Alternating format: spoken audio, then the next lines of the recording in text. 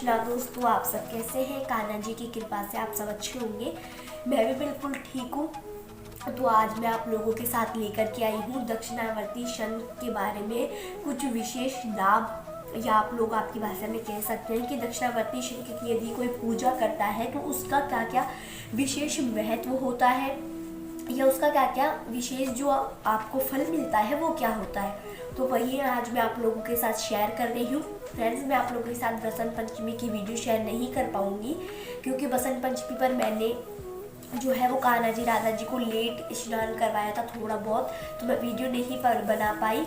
यदि मैं और नई पोशाकें लाऊंगी, वैसे भी सर्दी तो जाने वाली है, तो मैं आप लोगों के साथ श्रृंगार की वीडियो ज़रूर शेयर करूँगी। तो आज तो ये वीडियो मैं लेकर के आई हूँ आप लोगों के साथ। और मेरे पास बहुत से कमेंट आए थे कि दीदी दक्षिणावर्ती शंख को किस तरफ रखना चाहिए, कौन सी दिशा में रखनी चाहिए, उनके अंदर चावल भरना चाहिए या क्या करना चाहिए। और एक तो कमेंट ये भी आया था कि दक्षिणावर्ती शंख जो है वो हमारे पास 2 इंच का है, तो उसमें चावल कितने भरने चाहिए या चावल नहीं भरने चाहिए क्या। तो देखिए, यदि मैं आप लोगों के साथ कहूँ कि आपको दक्षिणावर्ती शंख की पूजा करनी है तो आप लोग वैसे भी करेंगे। उसके बाद मैं आप लोगों को कहूँ कि आपको लड्डू गोपाल जी की पूजा करनी है और आप लोगों को उनको भोग लगाना है, तो आप लोग क्या ऐसे बोलोगे कि दीदी हमारे पास 0 नंबर के लड्डू गोपाल है, वो तो छोटे से हैं, क्या हम उनको भोग लगाए। तो जी, लड्डू गोपाल होते हैं, चाहे वो छोटे हो या बड़े हो। वैसे ही आप लोगों के पास दक्षिणावर्ती शंख है, चाहे वो 2 इंच के हो, 20 इंच के हो या 18 इंच के हो, कितने भी इंच के हो, दक्षिणावर्ती शंख होता है। उसके प्रेम और भाव उसके प्रति आपके होने चाहिए। तो चलिए वीडियो की स्टार्ट करते हैं। बस मैं आपको ये समझाने की कोशिश कर रही हूँ कि आपके छोटे दक्षिणावर्ती शंख हो या बड़े, आपको पूजा जरूर करनी है। और आप लोगों को एक विशेष बात ये भी बता दूँ कि जो दक्षिणावर्ती शंख हैं हमारे, उनकी पूजा करने का बड़ा महत्व होता है और वो बहुत ही ज़्यादा शुभ माना जाता है। जिसके घर में दक्षिणावर्ती शंख है वो उसके घर में बहुत ज़्यादा शुभ और सुख समृद्धि मानी जाती है। जैसे आपके घर में दक्षिणावर्ती शंख होता है तो आपके घर में जो है वो थोड़ा बहुत तो क्या बहुत शुभ माना जाता है। तो जैसे मैंने आप लोगों को कहा कि मैं आपको इस वीडियो में दक्षिणावर्ती के लाभ बताऊंगी। जिसके घर में दक्षिणावर्ती है उसके घर में सबसे पहली बात, बुरी आत्माएं नहीं आती है और जो पॉजिटिव एनर्जी होती है वो उसके घर में आती है, अच्छे गुण उसके घर में आते हैं। और जिसके घर में दक्षिणावर्ती शंख होता है उसके घर में धन की कमी नहीं होती। और यदि आप प्रेम भाव से पूजा ही नहीं करेंगे, प्रेम भाव से उन्हें लाना ही नहीं चाहिए। आप लोग क्या सोचते हैं कि दक्षिणावर्ती शंख लाएंगे हमारे घर में पैसे आएगा। यदि आप लोग यह सोचकर दक्षिणावर्ती शंख आप घर में लाते हैं तो ऐसा कुछ नहीं होगा। और यदि आप लोग साधारण लक्ष्मी मैया को अपने घर में विराजमान करके उनकी बड़ी पूजा करना चाहते हैं, बड़ा पुण्य पाना चाहते हैं, तो आप लोग दक्षिणावर्ती शंख को यदि ऐसे करके पूजा करेंगे तो आपके घर में धन की कमी नहीं होगी। जितना हो सके उतना यही करिए कि दक्षिणावर्ती शंख को बड़े अच्छे तरीके से घर में लाए, स्नान करवाए। पूजा विधि सारी मैंने एक अलग से वीडियो डाल चुकी हूँ, आप लोग देख सकते हैं। तो आपके घर में सुख समृद्धि बनी रहेगी, कोई जो है वो गंदी आत्माएं नहीं आएगी। दूसरी बात, धन की भी कमी नहीं होगी। और उससे ये होता है कि जो तुतला के बोलते हैं या तोतले बोलते हैं, उन व्यक्ति को यदि आप दक्षिणावर्ती शंख का पानी पिलाएंगे तो वह तुतला के नहीं बोलेगा। या जो व्यक्ति बीमार हो रहा हो या जिसके बुखार फीवर जो भी हो रहा हो, आप उन्हें दक्षिणावर्ती शंख का पानी जरूर पिलाइएगा, वह थोड़े बहुत दिन में उनके फर्क जरूर आएगा। और फिर उसके बाद जो है वो दक्षिणावर्ती शंख हमारे घर में हो तो आप लोगों के घर में सुख समृद्धि तो बनी रहेगी। उसके साथ आपके घर में आपके साथ यदि कुछ हादसा होने वाला हो, ऐसे आप लोग कहीं जा रहे हो और मान लो आपका एक्सीडेंट होने वाला हो, तो वो एक छोटी सी घटना में परिवर्तित हो जाएगा। आपका एक्सीडेंट नहीं होगा, आपको जितना हो सके उतना सुरक्षित रखेगा। इसीलिए दक्षिणावर्ती शंख को घर में बहुत शुभ माना जाता है।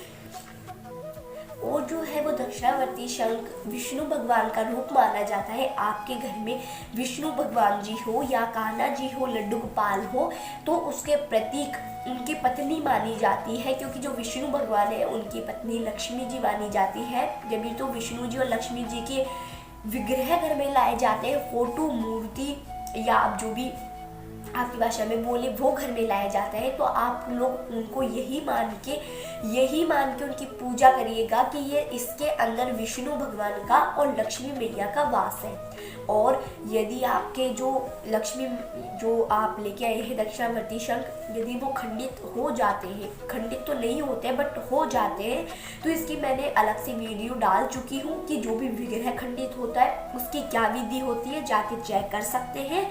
और इनको जो है वो घर के बाहर विलीन कर दिया जाता है। जरूरी नहीं है कि इनको घर के अंदर करें, क्योंकि इसके अंदर विष्णु जी और लक्ष्मी जी का वास होता है, तो आप लोग इन्हें घर के बाहर कर सकते हैं। बट जो लक्ष्मी जी का विग्रह होता है उन्हें घर के अंदर किया जाता है, तो ये वीडियो आप लोग जाके चेक कर सकते हैं। उसके बाद जो है वो दक्षिणावर्ती शंख जो है आप लोग आपके घर से बाहर कहीं नहीं लेके जा सकते, क्योंकि आपके घर में यदि एक बार लक्ष्मी जी आई है तो आप लोग उसे बाहर क्यों भेजेंगे। आप लोग कभी भी ऐसा ना करिए कि आप लोग मान लीजिए कहीं लड्डू गोपाल को लेके जा रहे हैं, तो आप लोग सोचेंगे कि भाई शंख तो अकेला ही रहेगा यहाँ पे, फिर इनकी पूजा करने वाला कौन रहेगा। या आप लोग जो भी किसी को भी लेके जाए तो आप लोग इन्हें बाहर ना लेके जाए, क्योंकि जो हमारे घर में यदि हमारे घर में लक्ष्मी जी विराजमान है, खुद साक्षात आई हुई है, तो हम उन्हें बाहर क्यों लेके जाए, बाहर क्यों भेजे। इसलिए आप लोग उन्हें बाहर भी ना लेके जाए। दूसरी बात जरूर ध्यान रखिए, आप भोग ना लगाए, जितना हो सके उतनी यही कोशिश करिए, क्योंकि भोग लगाने में फिर वो बहुत ज़्यादा दिक्कत हो जाती है। मैं आप लोगों को पहले ही बता चुकी हूँ, आप इनके अंदर चावल और पानी डालते हैं, वही ये भोग रूपी और पानी रूपी स्वीकार कर लेते हैं। और आप लोग इनकी बड़े पूजा भर मन से इनकी पूजा करेंगे तो ये जरूर प्रसन्न होगी। तो आप लोग भोग तो ना लगाए, यदि आप लगाना ही चाहते हैं तो लगाए। और यदि आप लगाए मतलब भोग लगा दिए इनकी और फिर मैंने आपको मना कर दिया तो आप छोड़ दीजिएगा मत। यदि आप भोग लगाना चाहते हैं तो लगा सकते हैं, और नहीं लगाए हैं अभी तक तो ना लगाए। और जो जिस व्यक्ति ने भोग लगाना चालू कर दिया है वो छोड़ेगा ना, क्योंकि जो है वो पाप लगता है। मैं तो अब आपको कह दी कि आप भोग ना लगाए तो आप छोड़ना मत। यदि आप लगा चुके हैं तो और नहीं लगाए तो मत छोड़िएगा। तो आप लोगों ने भोग लगाना चाहते हैं तो आपकी इच्छा है। उसके बाद इसकी दूसरी टॉपिक पे बात करते हैं कि दक्षिणावर्ती शंख जो है वो शुभ के प्रतीक माना जाता है, पर उससे कई लोगों के धन की कमी आती है, उल्टी बढ़ता नहीं है बल्कि कमी आती है। तो ये उस वजह से होता है जिस वजह से मैंने आप लोगों को कहा आप बड़े मन से तो लाते नहीं, आप लोग ये सोच के लाते हैं कि हमारे घर में धन आएगा, हमारे घर में खुशी आएगी, ये सोच के ना लाए। मैंने आपको पहले ही बता चुका है कि आप लोग सोच के लाए कि हमारे घर में साक्षात लक्ष्मी माता आ रही है, जो है विष्णु भगवान जी आ रहे हैं, बड़ी पूजा करेंगे, सेवा करेंगे, इस प्रतीक से आप माना जाए। आप लोग ऐसे ना सोचें। फिर आप लोग मुझे कमेंट करेंगे कि दीदी हमारे घर में तो दक्षिणावर्ती शंख आने के बाद ये हो रहा है वो हो रहा है, तो वो इसी वजह से होता है क्योंकि आप मन से तो करते नहीं हैं, धन की वजह से करते हैं। मैं आप लोगों के लिए नहीं कह रही, मैं अपने लिए भी कह रही हूँ। यदि मैं ऐसा सोचती हूँ तो ये तो गलत है, और यदि मैं ऐसा नहीं सोचती हूँ तो मेरे लिए सही है, तो ये इसीलिए मैं कह रही हूँ। तो ये बहुत से टॉपिक मैंने आप लोगों को जैसे इस वीडियो में बताए।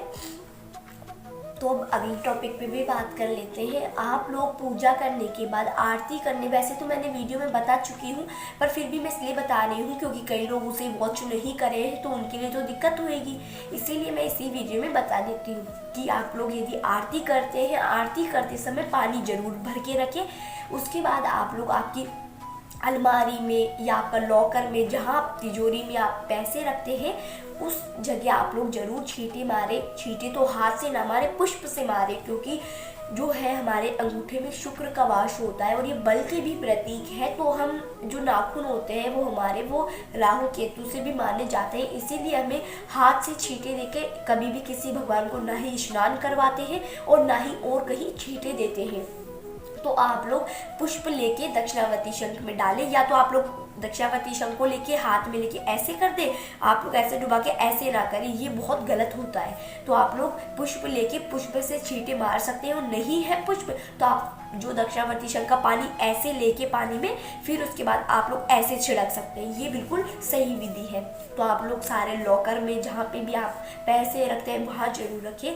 और यदि आपके दुकान में या आप लोग जो भी काम करते हैं वहाँ आप लोगों के, यदि आपका जो पर्सनल जो है भी कैबिन जो भी आप बोलते हैं, वहाँ पे यदि आपके घर में या आपकी दुकानों में दक्षिणावर्ती शंख है तो आप लोग जरूर विशेष पूजा करिएगा, क्योंकि दुकान में जो लक्ष्मी माता यदि आई है तो बड़े बरकत से आई होगी। मैंने कहा कि आप लोग मन से करेंगे तो जरूर धन मिलेगा, नहीं करेंगे तो कुछ नहीं मिलेगा।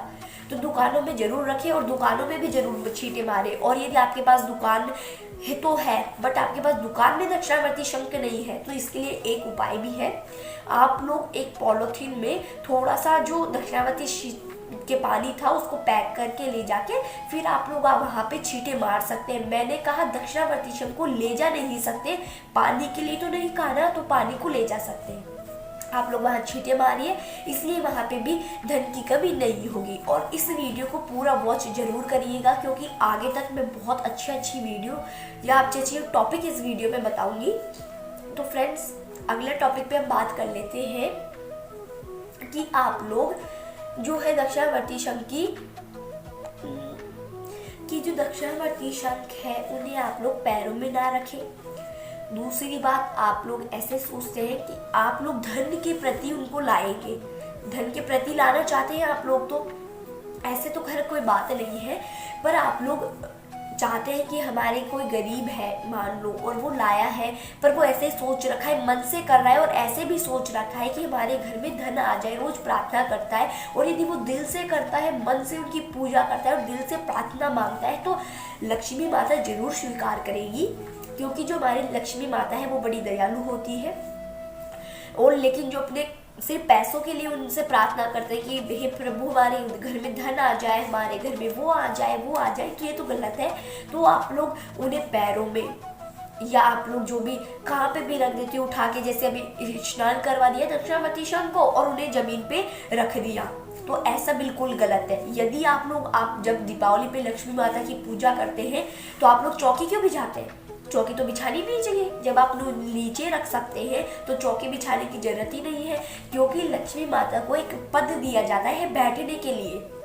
और आप लोग यदि कुछ नहीं लाना चाहते तो सिंहासन ले आए। इतनी हैसियत नहीं है, मैं ऐसे नहीं कह रही हूँ किसी लोगों को, पर इतनी हैसियत नहीं है किसी की, तो आप लोग एक प्लेट में कपड़ा बिछा के कपड़ा जरूर बिछाए, क्योंकि चौकी पे आप लोगों ने देखा होगा रेड कलर का कपड़ा जरूर बिछाते हैं, रेड या येलो दोनों में से एक कपड़ा बिछाए। तो मैं भी एक प्लेट में, आप लोगों ने बहुत वीडियो में देखा होगा, एक प्लेट में येलो कलर का कपड़ा बिछा के दक्षिणावर्ती शंख को उसके ऊपर रखती हूँ। और कभी भी मैंने ना ही उन्हें पैरों में रखा या मेरे से कभी वो गिर जाते हैं गलती से भी तो तुरंत मैं उनसे माफ़ी मांग लेती हूँ, जिससे लक्ष्मी माता बुरा नहीं मानती है और वो हमें माफ़ कर देती है। इसीलिए आप लोग ना ही उन्हें पैरों में रखें।